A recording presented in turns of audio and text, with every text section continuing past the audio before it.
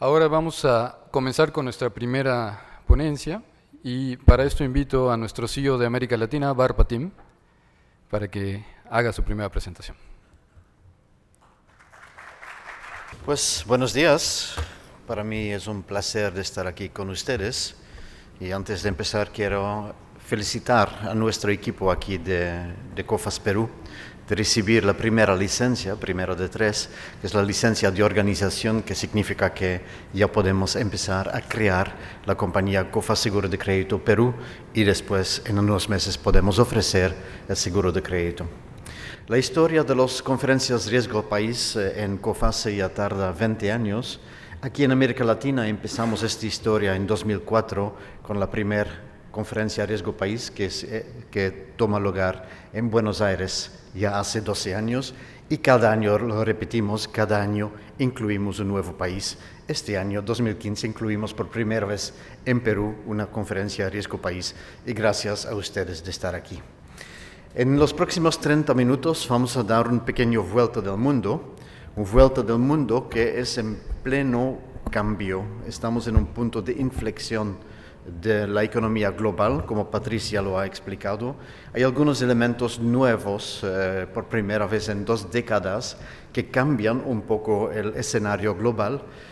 Por muchos países este contiene buenas noticias, para algunos países, y creo que incluimos muchos de América Latina, las noticias no son tan buenas. Entonces empezamos con el primer punto, que son todo el elemento de materias primas. Ahí se ve la gráfica del precio del barril. El precio del barril ha caído más o menos en la mitad. El petróleo, la gasolina en Estados Unidos también ha caído a la mitad. Entonces todo el acceso a energía es completamente distinto. Y no solamente es la parte de gasolina y de energía, pero todas las materias primas han caído entre 30 y 50%. Pensamos en cobre, pensamos en acero, pensamos también en soja. Entonces hay de verdad un cambio significativo en la producción y la rentabilidad de la exploración de materias primas. Y ahí se ve el porqué, es decir, los productores tradicionales de petróleo se quedan exactamente donde estuvieron, pero hay nuevas producciones. Esta es la mitad de la historia. La otra mitad de la historia es que el elemento, la demanda ha cambiado. Y la demanda por materias primas ha cambiado porque la economía china, la República China, está en una transformación. Durante 2 décadas, la República China ha invertido de manera sistemática en bienes de producción, creando fábricas, importando máquinas para producir más barato, y con este crecimiento permanente de la economía china en bienes de producción había llegado en los últimos años en sobrecapacidad. Entonces, como la economía de la República China es muy centralizado, es manejado, el gobierno ha decidido de cambiar de rumbo y de crear una economía que está basada en consumo. Y ya se puede imaginar que para hacer perfume no hace falta tanto acero y tanto cobre que para hacer una fábrica. Y este es un paradigm shift, una razón por la cual que estamos hoy en un ambiente diferente, en un equilibrio diferente de lo que hemos tenido los últimos años. Entonces, no tenemos que tener la ilusión que los precios de materias primas que siempre suben, que esto va a regresar en los próximos años. Entonces, primer punto, un cambio radical en el consumo y en la producción de materias primas. Segundo punto, estamos en un ambiente en el cual que la liquidez es enorme. Todos los bancos centrales tienen tasas de intereses que están muy bajos y en todos los países, en la mayoría de los países, la inflación está muy bajo en un nivel récord. Y crea una liquidez que puede cambiar de un país a otro, de una inversión a otro, y que busca rendimiento en corto plazo. Al mismo tiempo, y esto se ve en la gráfica allá a la derecha, hay algunos países que no participan en esta evolución de la economía global. Y en nuestra región tenemos algunos, ahí hay la gráfica de Brasil y de Rusia, pero esta no incluye los record holders de inflación en nuestra región, que es Venezuela y Argentina. Entonces, estos países no participan en la evolución de tasas de interés muy bajas, de mucha liquidez disponible y una tasa de inflación muy bajo.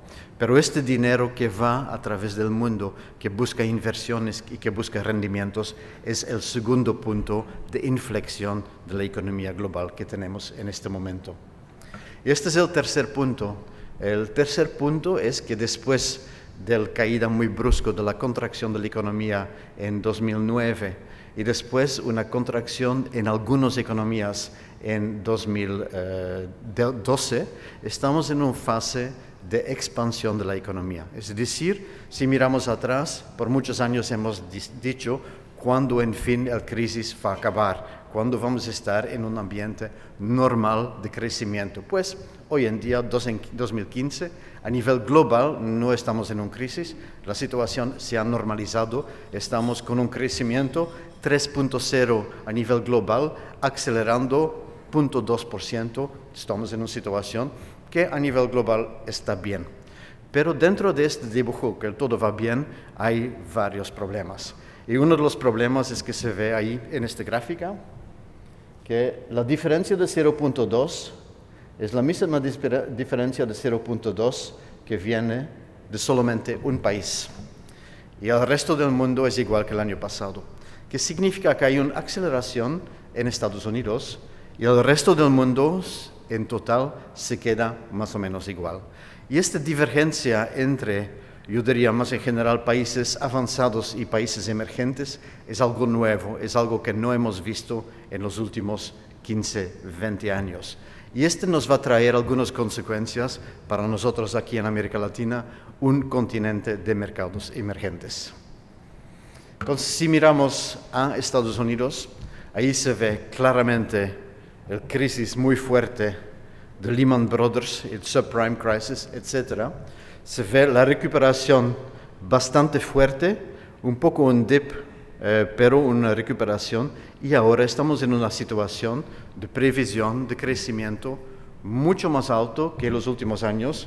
Regresamos casi una década para tener números de crecimientos similares. Pero, siempre hay un pero, especialmente en Estados Unidos. Lo que se ve ahí, primer punto, es la parte de exportaciones.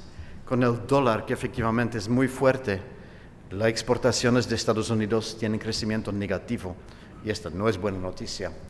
Y un segundo pero, que es este aquí, que no tenemos problemas ahora con las hipotecas, pero al momento de contratar un préstamo por un coche, hay más y más gente que no pagan su préstamo para coches. Entonces, otra vez, como en 2006-2007, hay una indicación de una burbuja de crédito, ahora no en mortgages, no en hipotecas, pero este también es un luz rojo, un luz naranja papeando que dice la situación está bien, está mejorando, pero hay peligros dentro de la economía americana. Y por supuesto, con todo este crecimiento que acelera importaciones con un dólar muy alto, esto tiene consecuencia, por supuesto, que las exportaciones no les va muy bien. Si miramos a la economía en Europa, ahí también hay buenas noticias, mientras que el dibujo en Europa es un poco más difusa. Miramos primero a Alemania. En Alemania vemos, por supuesto, también esta caída muy fuerte de la crisis de 2008-2009. Hemos visto también en 2012 una segunda crisis, y esto fue, por toda la zona euro, de verdad, una crisis double dip, una crisis de dos veces, una recuperación en W. Las cosas mejoran y después otra vez caen. Pero últimamente vemos en Alemania que las exportaciones y sobre todo los pedidos de exportaciones están otra vez en una fase de aceleración Y no solamente los salarios y el poder adquisitivo está creciendo a un nivel por encima del crecimiento del PIB, que significa que la gente, los consumidores, tienen dinero, su poder adquisitivo está aumentando, que significa que no solamente la parte de exportación, pero también la parte de demanda interna va a acelerar en los próximos meses. Entonces, el motor de la Unión Europea claramente tiene ganas, tiene gasolina, tiene petróleo más barato y va a despegar. Si miramos a los otros países, en Francia la situación no es tan optimista, y con la presencia de la Embajada de Francia tengo que tener mucho cuidado de lo que digo, entonces voy a ser muy tranquilo. Hay un elemento que la utilidad de las empresas francesas sigue bajando de manera relativa, pero al mismo tiempo hay la expectativa con este cambio que tenemos ahora en la economía, incluso en Francia, que las utilidades se van a recuperar y que van a tener un margen de utilidades más fuertes. Pero un otro elemento de la economía en algunos países y que está destacada en Francia es la utilización de capacidad. En muchos países la capacidad ya se está utilizando, en algunos países, sobre todo en la parte sur de Europa, la capacidad aún no está completamente utilizado, y este es uno de los retos que tiene consecuencia por el crecimiento, pero también por el desarrollo de empleos y de salarios relativos. Si miramos a España, ustedes seguramente recuerdan que España era uno de los países PIGS, los países que tenían de verdad problemas hace unos 3-4 años. Los PIGS fueron Portugal, España, Italia, Irlanda y Grecia. Toda esta franja de la Comunidad Europea que paga en euros pero que tenía problemas de crecimiento, pues como el país más grande de esta zona, España claramente está en una fase de recuperación.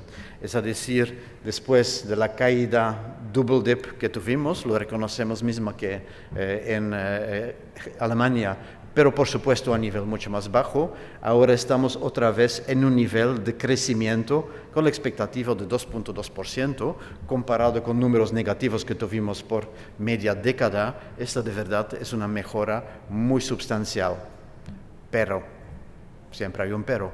El problema en España es dual. Uno, el desempleo aún no está resuelto. Es decir, a nivel economía las cosas van bien en España, pero a nivel de creación de empleo es temprano. La gente no encuentra un trabajo y los que encuentran trabajo son trabajos de nivel más bajo. Y además hay un problema social. Durante todos estos años, hay mucha gente que han terminado sus estudios y que entran en el mercado laboral y por 7, 8, casi 10 años no han encontrado trabajo. Y ahora que el empleo está mejorando, ahora que las empresas están creciendo, buscan otra vez jóvenes para entrar en el mercado laboral, pero en vez de tomar los que han egresado hace 5 o 7 años, toman los nuevos egresados. Y como consecuencia hay media generación, 7 años de graduados que aún están fuera del sistema laboral y que tienen problemas para encontrar trabajo. Y esto, por supuesto, son varios millones de jóvenes que ahora tienen entre 25 y 30 años y que no encuentran trabajo. Y este es un problema social, un problema de poder adquisitivo. Primer punto. Y segundo punto, en España, mientras que la economía va mejor y mientras que las empresas ya están generando más negocios y más utilidades, aún los salarios no están aumentando. El poder adquisitivo se queda relativamente estable. Y aquí vemos otro parámetro, es housing price, el precio de las viviendas. Y hay que tener cuidado con este gráfico, por eso un gráfico de cambios, ¿no? Year on year change. Entonces, si tenemos la gráfica por debajo de 0, significa que hay una contracción, y una gráfica por encima de 0, esto es una expansión.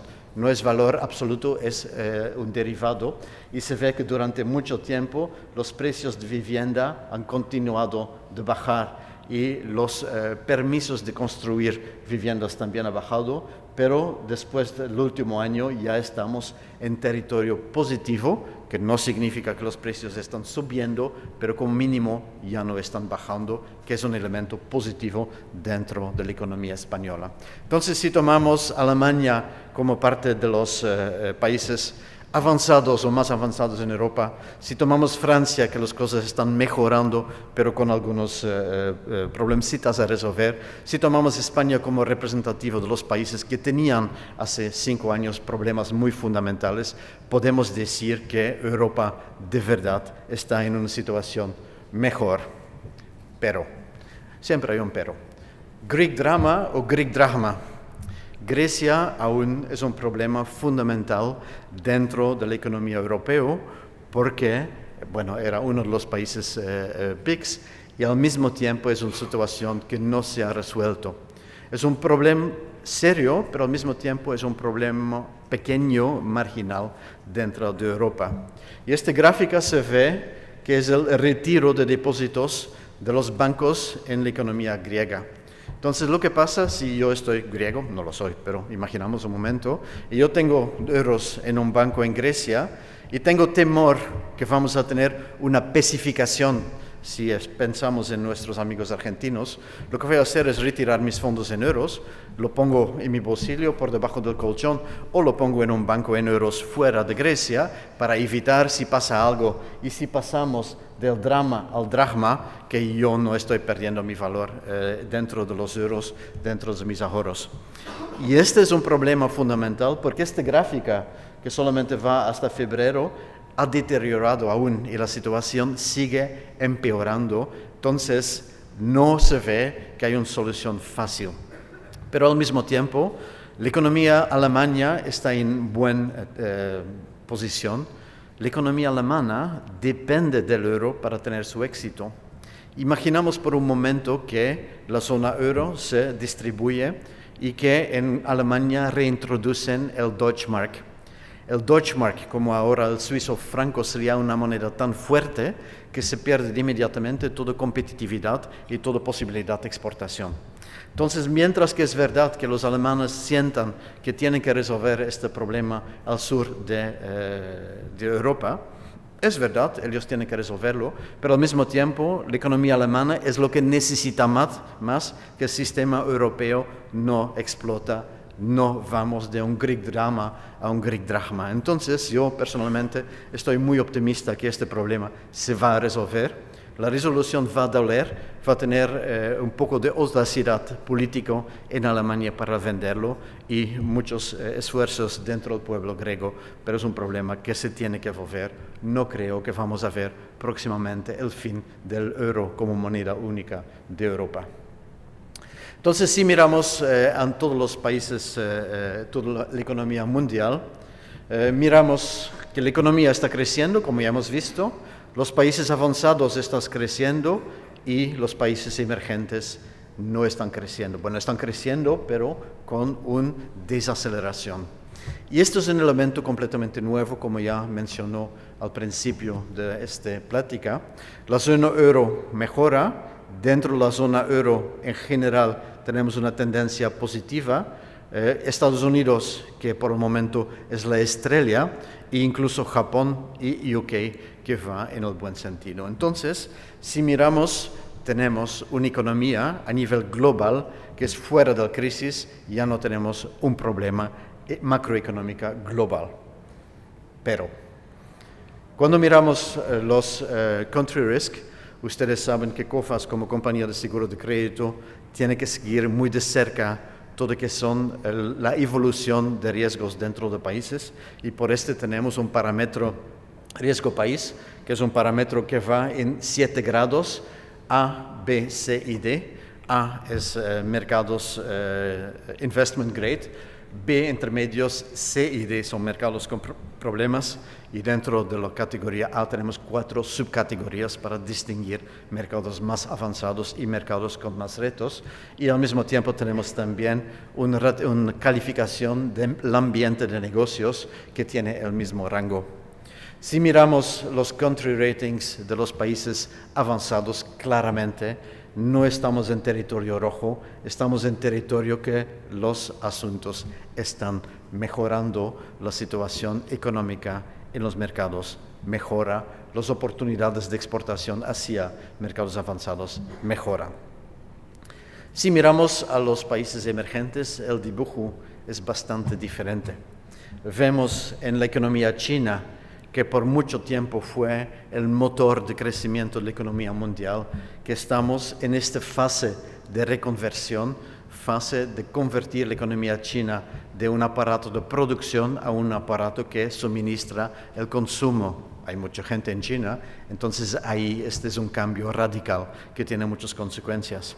Y al mismo tiempo, por primera vez, vemos el otro país BRIC, India, que también tiene 1.000 millones de habitantes, que tiene números que son similares a lo de China. Y esto es nuevo, porque en los últimos años siempre tuvimos un crecimiento 7, 8, 9 de China, 4, 5, 6 de India, con un cierto lag. Ahora, en nuestros números de COFACE están al mismo nivel. Yo he visto números de otros economistas que dicen que la economía hindú ya está creciendo más rápido que la economía china, y este efectivamente es un cambio radical. Si miramos los otros países BRICS, pues de primero vamos a regresar de BRICS a BRIC, porque la parte de Sudáfrica ya nadie está hablando. Estamos hablando de Rusia, y como hemos visto, como hemos escuchado en la radio, en la tele, Rusia tiene varios problemas. Vamos a entrar más en detalles. Estamos hablando de Brasil, que también tiene algunos retos. Patricia va a entrar más en detalles de esta parte. Y por los países emergentes, efectivamente, los países BRICS ya no son flavor of the month, ya no son tanta de moda, ya no es el objetivo de cualquier inversión. El tiempo de los países BRICS ya pasó.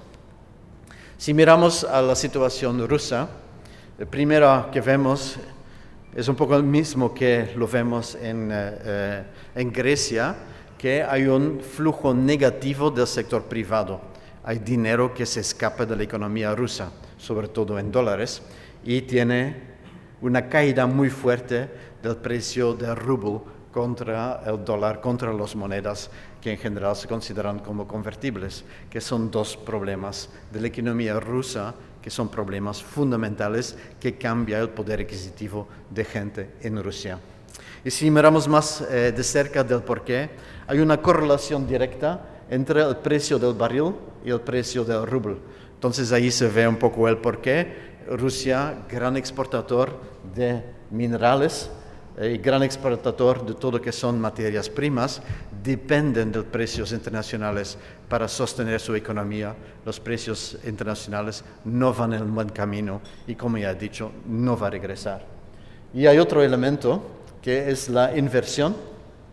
Por algunos años tuvimos un nivel de inversión y de ventas positivo, pero los últimos 2 años hay un crecimiento negativo en inversión. Es decir, que las empresas rusas, los ciudadanos rusos ya no están invirtiendo en Rusia, solamente están consumiendo, y esta no es buena noticia, por supuesto, por la evolución de la economía. Y como otro elemento tenemos todo lo que son salarios y pensiones que están en territorio negativo, que es decir, que los salarios tienen crecimiento real negativo y las pensiones están bajando, que significa que la gente no tiene dinero para consumir, que esto crea un freno significativo sobre el consumo doméstico. Y si miramos a una economía, un país gigante, un país muy grande, que sus exportaciones están cayendo en números por razones de precios de materias primas internacionales, por menos consumo de productos energéticos, y que la parte doméstica no va en el buen sentido porque la gente no tiene dinero para gastar, es claro que esta economía tiene una crisis profundo. Y si lo combinamos con una crisis en la periferia, una guerra, pues no declarada, pero presente en un parte de Ucrania, con muchos militares dichos rusos presentes y con lucha interna dentro de las estructuras de poderes de la República Rusa, se puede indicar que de verdad hay un problema con la economía rusa. Si miramos a China, creo que más tarde vamos a tener un dibujo más detallado, solamente dos slides por China. Vemos aquí que hay sobrecapacidad. La utilización de capacidad en China es un problema. En los últimos años han invertido demasiado en fábricas, en bienes de producción y con sobrecapacidad los precios a nivel de producción están bajando de manera sistemática y ya varios años de precios que bajan, capacidad que sobra. Esto significa que había una necesidad de cambiar el rumbo de la economía china, lo que se ha decidido a nivel de Politburo. Y si miramos ahora la situación financiera, unos 60% de los directores financieros dicen que en la República China hay un aumento de non pagos, de insolvencias, de retrasos de pagos. Y si miramos del por qué que hay este problema de flujo de caja, la gran parte, la mitad, dicen que hay demasiado competencia entre productores de bienes por sobrecapacidad. Otra vez, una indicación que la República China está cambiando en su constitución económica.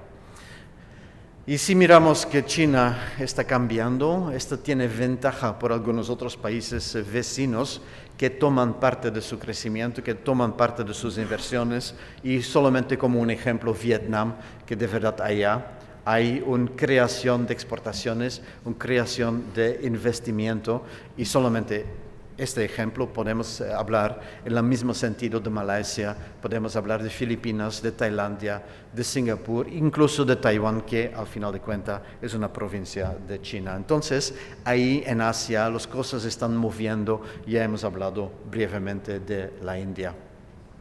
Si miramos los country risks en los países emergentes, se ve una situación más o menos estable, pero incluso algunos en territorio negativo, sobre todo en la parte china, pero no voy a entrar más en detalles porque esta es una parte de la presentación de Patricia. Y esta es la penúltima lámina, una lámina que dice todo, y creo que ustedes están de acuerdo que este de verdad dice todo. Pues no, es una lámina bastante cabalística. Y es un parámetro solo, pero que para mí explica lo que está pasando en la economía de aquí, de América Latina. Pero creo que tendré que explicar un poco qué es esta lámina, porque así no se ve mucho. Pues la lámina es la tasa relativa de cambio de las monedas de América Latina contra el dólar relativa al 1 de enero de 2008. Y con esta información se ve ya mucho más, ¿no? Se ve que en el porque es relativa al 1 de enero, todos son iguales. Y al principio aquí tuvimos, pre-Lehman Brothers, que América Latina, con sus exportaciones de bienes naturales y de materias primas, era muy fuerte y todas las monedas de la región eran en una fase de apreciación. Después pasa lo de subprime crisis, lo de Lehman Brothers en septiembre de 2008, y la confianza se escapa. Todo el mundo toma sus monedas y compra dólares y los precios caen de manera muy drástica, muy fuerte. Y todos ustedes que han hecho negocios en 2008 recuerdan que había un cambio drástico muy de repente y muchas empresas han tomado posiciones ilíquidas dentro de los mercados. Y después tuvimos 18 meses más o menos de crisis.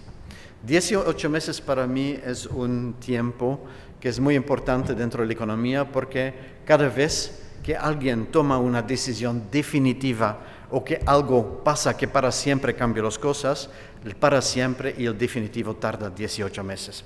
18 meses después de esta caída de Lehman Brothers ya estamos en una situación, decimos más o menos al final la mitad de 2009, que la situación se normaliza, que las monedas de América Latina regresan a una situación más o menos estable y que entramos en una situación de unos 4 años por América Latina de estabilidad económica. Se ve la caída y el doble caída del euro, la curva roja es el euro. Entonces en Europa había un double dip en la economía, pero por América Latina entramos en una fase bastante estable que hemos conocido, decimos, de la mitad de 2010 hasta finales de 2013.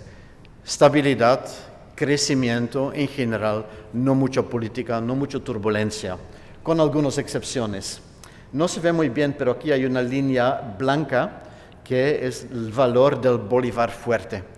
Como ustedes saben, el bolívar fuerte es una moneda que es muy ligada con el dólar estadounidense, que hasta el momento se ha caído del gráfica. Y esta fue la fuerte devaluación del bolívar venezolano, que era justo después de todo cuando la situación se estabiliza, el bolívar fuerte se escapó. Esta fue la primera devaluación. Las otras devaluaciones del bolívar fuerte ya no están en la gráfica, están completamente por debajo, están en el sótano. El segundo que se escape es esta gráfica, que es el peso argentino. Y el peso argentino tiene algunos elementos que son similares a lo que pasa en Venezuela. Es decir, el peso no es convertible, la inflación es alta, el gobierno tiene problemas de reconocer la inflación en Argentina. Como dicen que no hay problema, no pueden tomar medidas que corrigen, y poco a poco estamos cambiando, que Argentina ya no es un país muy competitivo, ya tiene problemas de liquidez interna, con todas las consecuencias y toda la realidad que vivimos ahora los de nosotros que conocemos Buenos Aires. Pero Argentina ya conocemos, hay otra gráfica, y es esta gráfica aquí. Y esta gráfica aquí, este es el real brasilero.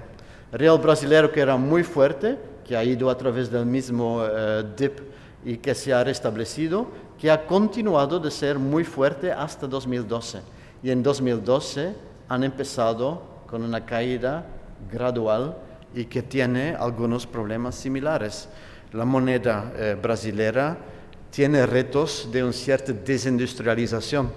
Producir en Brasil por mucho tiempo fue demasiado caro, con una inflación alta, con tasas de intereses altos, y ahora sabemos que el gobierno tiene muchas preocupaciones y que su primera preocupación no es exactamente la economía.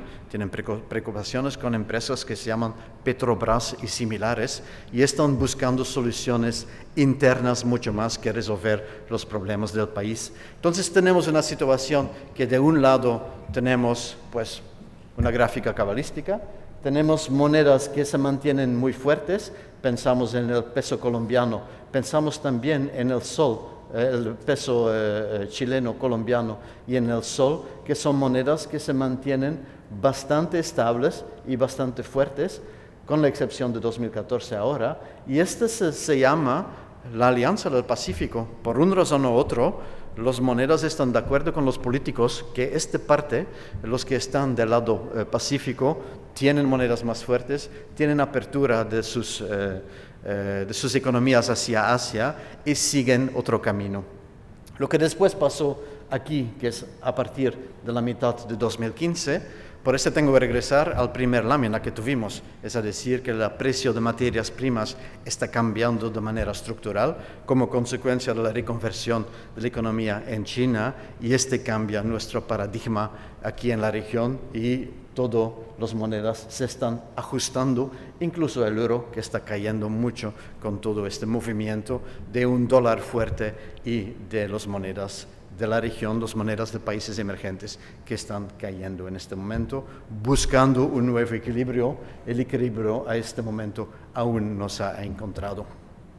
Y por primera lámina, esta es una lámina del World Economic Forum. Es un panel que busca la evolución de la economía a nivel mensual, y yo tengo el honor de estar miembro de este panel, como consecuencia tengo acceso a la información. Y esta es una gráfica de los ciclos económicos. Tenemos 4 cuadrantes: boom time, la parte de cooling down, la parte que se enfría la economía, una recesión y después la recovery, el upswing. Y normalmente la economía va como un relojito de esta manera a través de estos ciclos. Muchas veces en los últimos 40 años estos ciclos duran entre 8 y 10 años. Ahora tenemos una situación un poco distinta. Y voy a regresar entre esta lámina y el antecedente de vez en cuando para ilustrar cosas. Empezamos esta gráfica aquí en 2006, que fue en todo el boom time la situación que nosotros conocimos, una expansión económica y que la situación mundial también era expansiva. Y continuamos con hasta el momento aquí que entramos en un punto de inflexión con el subprime crisis. Y este punto de inflexión es este mismo punto aquí que tenemos de inflexión, que la situación aún está mejorando, pero ya con peligros de cambios. Y después tenemos la caída de Lehman Brothers, que está aquí, ¿no? El tercer trimestre, que de verdad, después de un downswing, está en un punto, cuarto trimestre 2008, primer 2009, segundo 2009. Este es el punto de inflexión más bajo de la economía mundial en este caso, que efectivamente aquí se ve también con la misma amplitud que estamos aquí, este punto primer trimestre de 2009, que se ve aquí como el punto de inflexión. Después entramos en un periodo de las cosas mejoran entre 2009 y decimos el tercer trimestre de 2010, que vemos aquí otra vez, entre 2009 y el tercer trimestre de 2010, la situación que se mejora, que recubre su estabilidad. Y después, cuando miramos la situación mundial, entramos en una situación un poco particular. Es decir, que empezamos que la situación se mejora, pero el boom time es muy corto. Y solamente tenemos 18 meses de las cosas que mejoran y entramos otra vez en una recesión.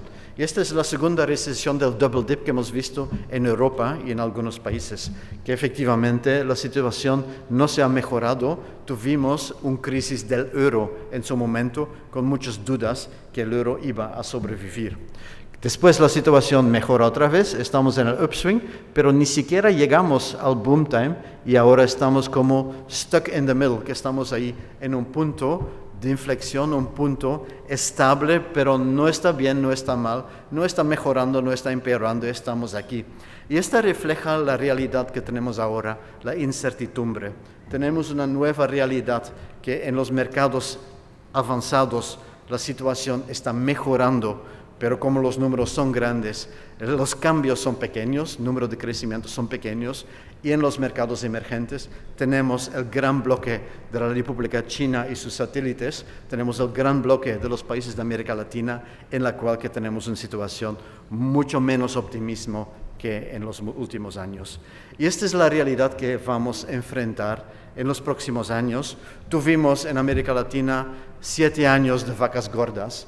Tenemos el peligro de ahora de entrar en 7 años de vacas anoréxicas, es decir, que la cosa de verdad está diferente. Pues no me gusta flaca, entonces. Y tenemos que pensar lo que está pasando ahora en la economía global. Si lo analizamos bien, el ganador en este momento es otra vez el consumidor estadounidense. Las familias en Estados Unidos tienen dinero, tienen ganas de comprar, tienen ganas de importar. Los perdedores en este momento son los gobiernos de países que dependen de la receta, donde la receta fiscal depende de exportación de materias primas. Y este es el momento en el cual que estamos, este es el momento en el cual que tenemos que hacer nuestros planes en los países que dependen de petróleo, que dependen de cobre, que dependen de soja por exportar y de ahí hacen sus presupuestos. Ahí vamos a tener problemas en el sector de construcción, en el sector de vivienda, en el sector de gasto público. En los países que son importadores de muchas materias primas, los precios están bajando, que crea una riqueza que se había perdido en las últimas 2 décadas. Muchas gracias.